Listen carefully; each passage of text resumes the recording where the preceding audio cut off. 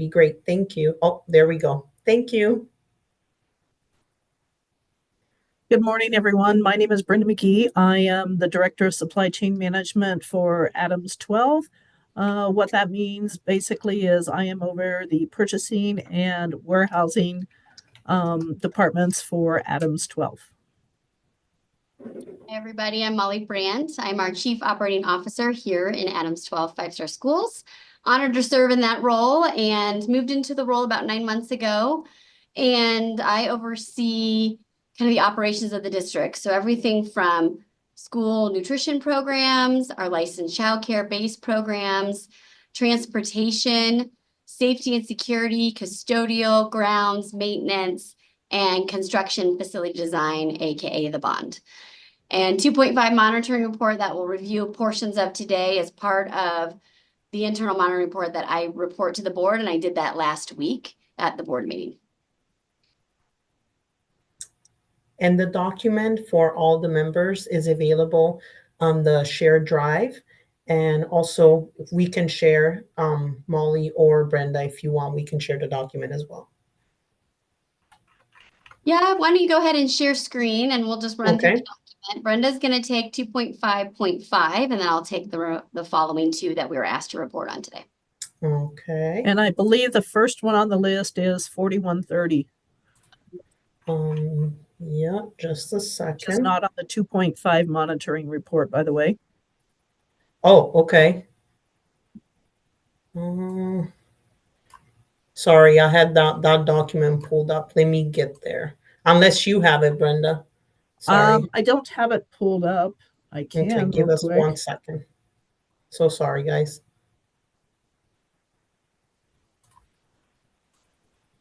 I've got it, Carolina, for the 4130 if you want me to share. Yeah, please. Thank Okay. you.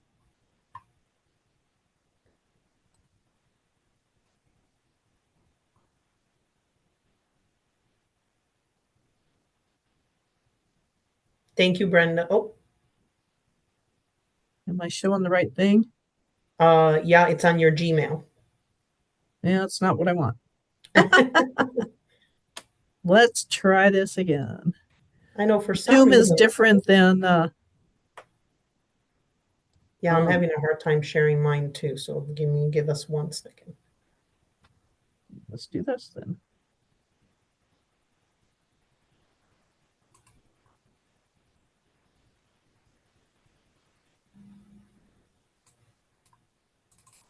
Is it now only sharing the policy, Carolina? Yeah, let me get that. Yes. Thank you. Yep. Okay. Perfect. Yep. According to today's agenda, what we're supposed to talk about is policy 4130, which is the staff ethics and conflict of interest and nepotism policy.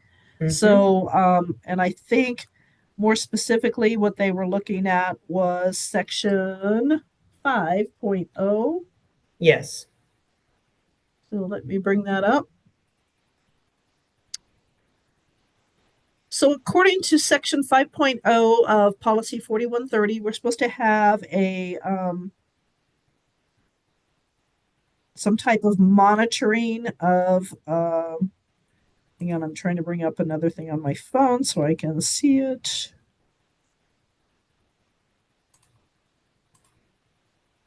And that's not working either. Hang on just a second. Thank you, Brenda.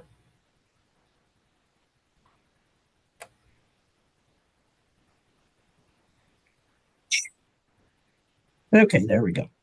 Okay, so according to policy 4135.0, we are supposed to monitor for employees' conflict of interest, potential nepotism, stuff like that. It's very important, and particularly in the procurement world, that we present a fair and equitable playing field for anybody when we talk about purchasing and procuring products. What's interesting about 5.0 is it says that all the district employees will comply, but we don't actually do monitoring or making sure that employees understand that policy other than when they're hired, And then it's somewhat mentioned, other than what you see here, it says that yearly, these people will get an annual notice that they do have to read and comply and return to HR. HR is responsible for sending out these notices. So you get the superintendent, all of these people that's listed, and then you get like my staff in the procurement world, principals, assistant principals, and somebody that might have a supervisory responsibility. So HR sends out those notices annually, and then we as employees, if we're in this class up here, we have to respond to that. So I asked Mila about that and how they keep track of all of those, and she went to Nicole Stone, and we came up with a couple of things. So as per 4130 in the administrative section, and these classes that you see covered here, they do send out an annual notice. We are required as employees to sign those and send those back, that we understand the nepotism policy, the conflict of interest. We will, in our daily job duties, try to portray to the best of our ability that we are doing things without a conflict of interest. We're not, giving contracts to our brother, sister, mother-in-law, somebody, but we try to monitor that and make sure that we understand that. Particularly in the procurement world, I always say perception is reality. So for our outside customers looking in, if their perception is that we have potentially given a contract to somebody because maybe Chris Godowski said, "Hey, I know a guy, and will you contract with them?" Or, um, you know, people are always schmoozing the Board of Education, other people. So we want to make sure that, particularly in the procurement world, our transactions are clear, transparent, we're following policy and doing all those things. So I think it's really important that they do this. Now, ironically, what I don't see in this policy is that a lot of the people that aren't in this classes, particularly like the classified employees that do work with purchasing, are not monitored the same way as the staff that's mentioned here. So there's nothing that talks about monitoring for those employees. So we have a lot of office managers, bookkeepers, even teachers that do purchasing and other things where they are um, conversing and working with the public and making purchases, but we don't ask them, "Hey, do you understand the policy on conflicts of interest and nepotism?" So, according to Nicole Stone in HR, um, they send out salary notifications to the classified and certified employees every year. However, 4130 is not specifically mentioned. However, going forward, hopefully starting in July of 2025, they're going to add this same statement into the classified and certified employees so that they too have to certify that they understand this policy and they're doing the best of their ability to maintain that above board um, perception to the community, that we're doing business the way we should, we're being competitive, we're being open, we're doing things that we should in making those purchases. We're not buying from friends and family, and those type of things. So that's really what policy 4130 speaks to, is about making sure that we are, as a district, being above board, fair, competitive, and dealing with those type of things. So specific to 5.0, we are monitoring and having certain staff, as per the policy, sign a document and return it every year that we understand the policy. And then going forward, probably in July of 2025, they're going to add the classified and the certified staff that have that same public out-facing, dealing with purchasing and other things, where we want to make sure that they understand and know this policy. This policy could even apply to HR, where I'm trying to, hire somebody and it's somebody's brother. And by the way, we want to make sure that we don't have people in supervisory positions that are potentially hiring their brother or brother-in-law or whatever else. So those are the things that we look at 4130, but specific to 5.0, those are the things that are happening today and potential going forward. So that's my update on 4130. Section 5. Does anybody have questions? A quick question. Yes. Is there a requirement how many employees need to be selected? Of the people that fall in these bullet points, all of them have to do an annual certification that they know policy 4130 and comply with it.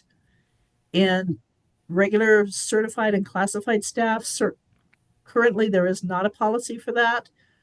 And I say regular because when you read the classified employees with the title of supervisor or supervisor responsibilities, that typically does not cover those positions like bookkeepers and office managers, etc., who do purchasing and those type of things with the public. So we have no way to monitor them currently other than when they're first hired on, they have to know that this is part of the district policy.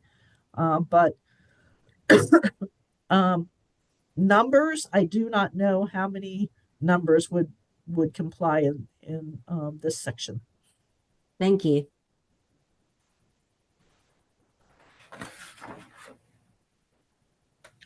Any other questions on policy 4130?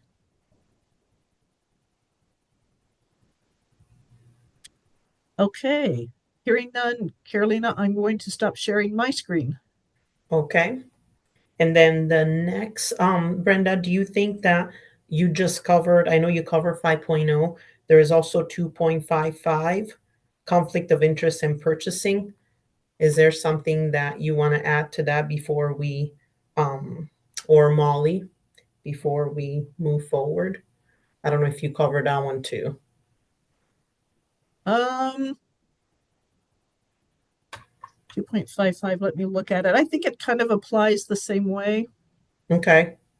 Because I believe it's part of the document too. Right. So again, 2.55 again talks about following our purchasing policies, which go from 3,300 to 3,340. And then also includes the policy 4130 that we just talked about. Okay. So I think you guys have that on the attachment that Carolina put in the calendar invite. So I'm not going to share my screen on that one. Okay. But when it comes to 2.5.5, what we say is we're not going to make any purchases that are not prudent for Adams 12 use. We're going to follow the policy of conflict of interest and not be purchasing from potential family members or somebody else. And we're going to make sure that we follow the district policy concerning purchasing. So that has translates into policies 3320, which talks about our purchasing levels. So per policy 3320, anything under $10,000, a school district person who has been delegated the purchasing authority can make those purchases. They don't have to come to us in purchasing. However, they do need to follow policy and being prudent and open and competitive with the market. So under $10,000, they can do it themselves, so to speak. We do ask, but it's not a policy, we do ask that services are put on a contract. We ask that the staff potentially not sign those contracts until procurement has looked at it. However, that is not in policy. That's just highly encouraged, which protects the district against people signing contracts where they potentially maybe don't have the authority to do so, or there's lines in there that as a district we cannot agree to.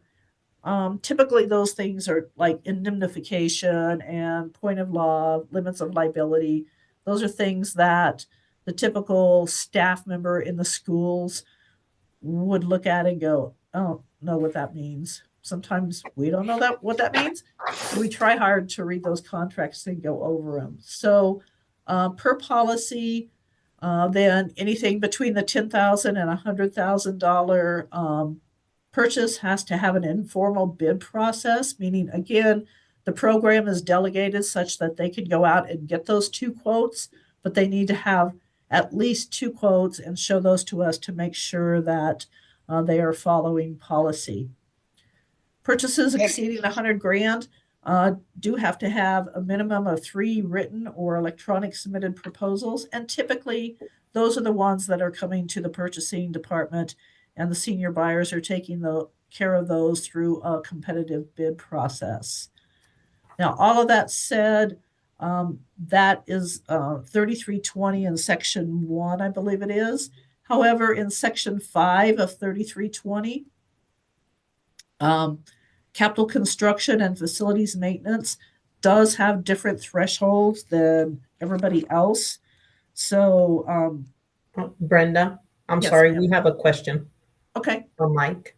Yeah, hi, Brenda. I remember last year when we were talking about this policy, I think we noted that there were a few cases, immaterial, not the larger contracts, but smaller contracts where the procurement process wasn't necessarily adhered to exactly based on the letter of the law. And I think we talked about would there be an opportunity to take a look at, where those instances occurred and by, whether it was by function or by school, some sort of way to identify, was there a need or an opportunity for more training to avoid those issues?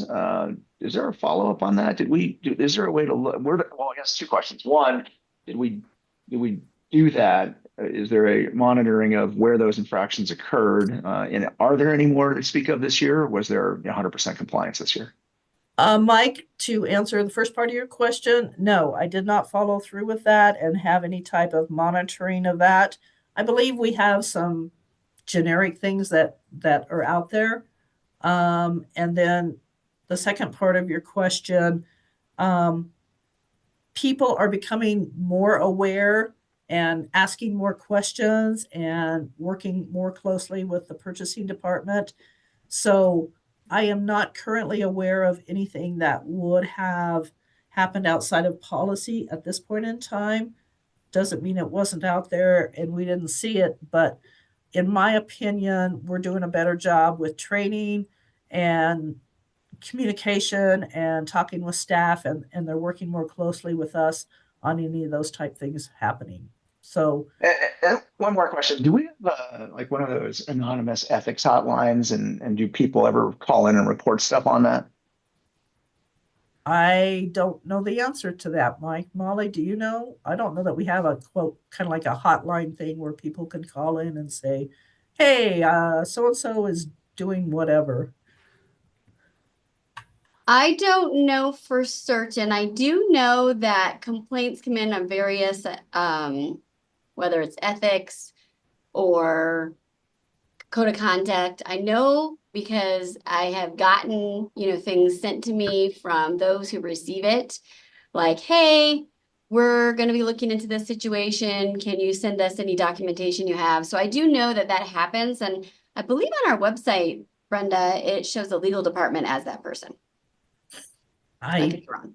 I honestly don't know the answer to that, Molly. So we can look into it, Mike, and get back. Mike, I'll have to get back to you on that one for sure. Yeah, I mean, look, I think in my own personal experience, I'm a big fan of the ethics hotlines because it basically is when somebody starts to have a worry about something, they can call in. These things are super cheap to administer, and then they basically get a code. They give them a code number, and then they don't have to report who they are, and then they can call back in later, get that code, and they can find out what the resolution of the issue was. And for management and administration, it's a good way to get a read on, are there areas that we have to either, improve communications or training to ensure compliance with stuff. before it becomes at a level where somebody decides to take more aggressive actions. Because, if you don't have one of these things, oftentimes by the time you find out, it's some sort of formal official complaint, or it's, reported to a regulatory body, or it's, a legal action. So it's nice to be able to get a read on stuff before it becomes something that's bigger and allows you as administration to manage it before it kind of gets to be a bigger thing. So maybe it's something that's not relevant to the report today, but something to consider as just a general policy in the future, because it could help you guys get an early read on areas that might be a concern that would be solved before it became a bigger issue. Absolutely, Mike. I think that's an excellent idea, and I will look into that.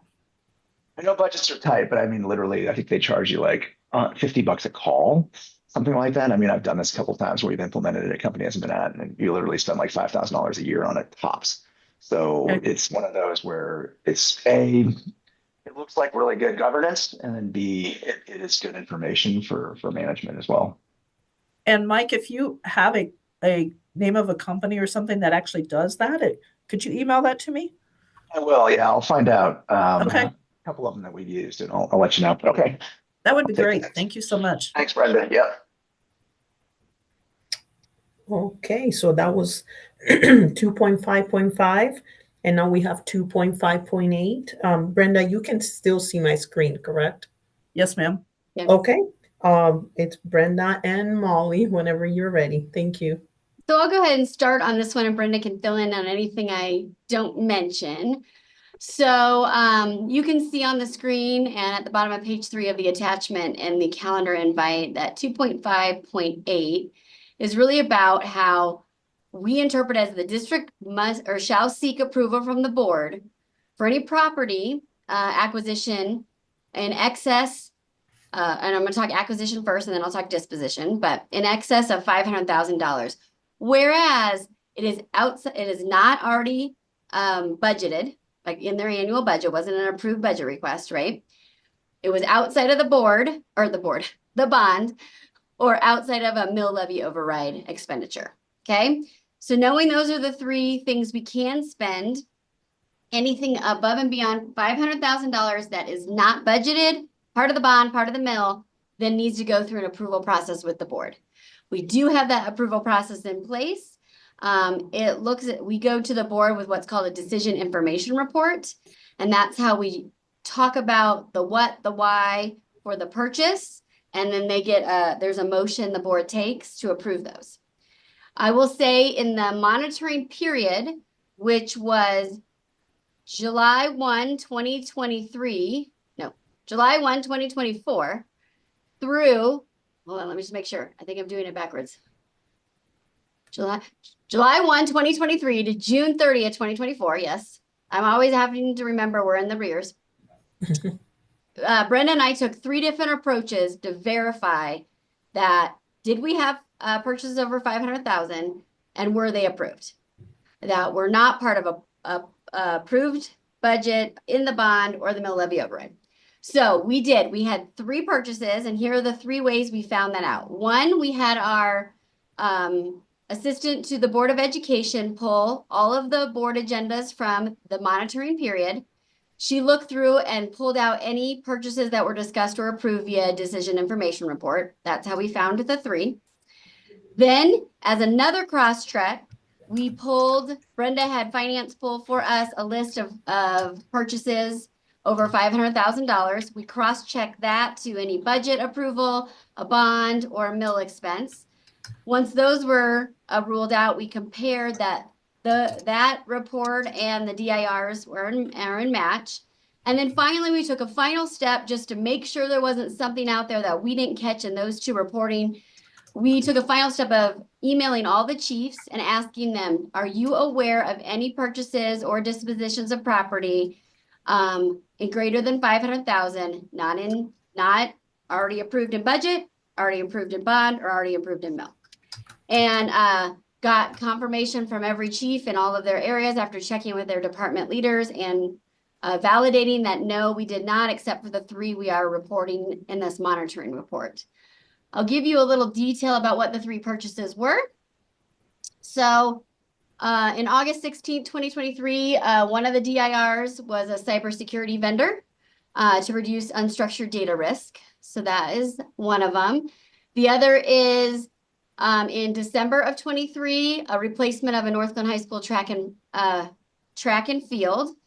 And then the other one was on June 5th and 24. During the monitoring period, we had some construction at Thunder Vista that we needed to do for some broken pipes.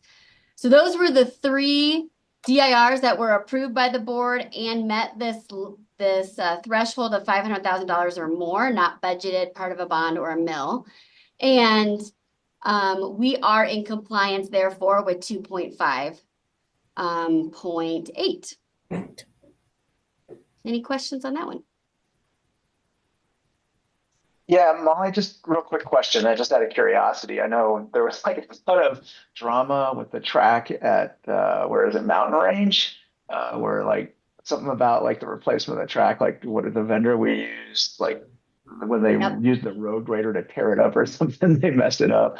Was that part of a bond or something? Or was that a purchase that just didn't fall within this year? Yep, we had that as part of a bond and approved through LRPAC. So if you remember the North Stadium track, I wasn't COO at that time, but there had been water seeping into them through the track. And so when they went to resurface it, we did have a machinery kind of fall kind of through the track in like the loose terms. And then that caused some extensive repair over there. Yes, so you are correct. Got it. And I remember there was, I think, some dispute with the vendor that did it, right? But it's all fixed now. Yep. Mm-hmm. Nice, good. Mike, I don't think, and Molly, correct me if I'm wrong, but I don't think there was a dispute. I don't think the vendor did anything wrong. What we found is that the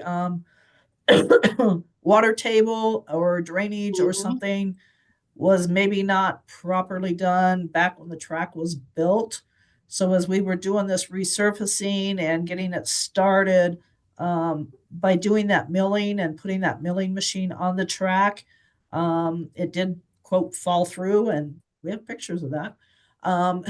We do. And so it turned out to be additional scope to the vendor that was doing the work at the stadium, but it wasn't a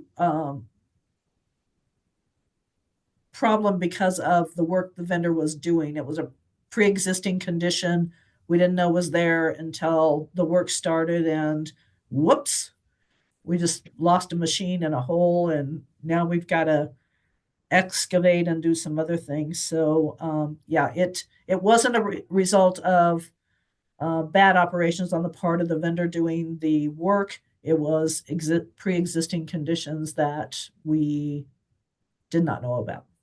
Got it. Okay. But interesting on this policy 258, it only applies to things that are outside of bond measures, right? And because that was part of the bond measure, that's not even part of this discussion, right? Got it. Okay. You are Thank you. absolutely correct. Yep. All We right. did- Thanks for that clarifier, Brenda. Perfect.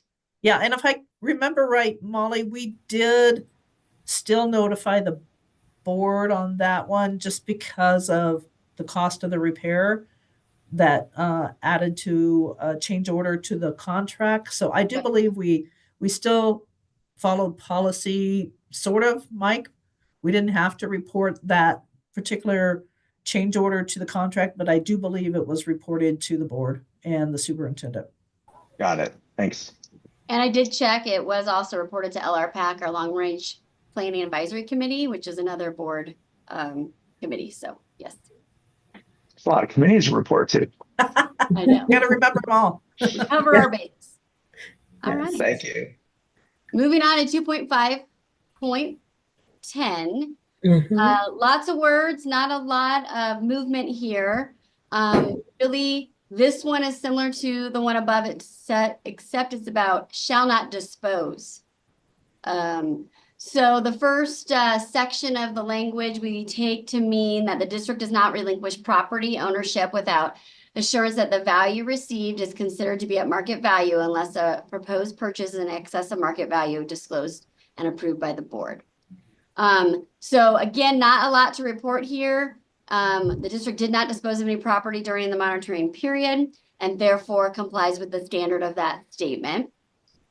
I also broke down the policy wording under number 3, which is we interpret that language to mean that the district does not relinquish property ownership if conditions would cause remaining property to have an economic disadvantage to the district, if ownership would cause remaining property conditions to pose hazards or use for the district's use of the property, or are financially infeasible to remedy. So again, really easy to report on this because we did not dispose of any property during the monitoring period. Therefore, we comply with the district during this monitoring standard.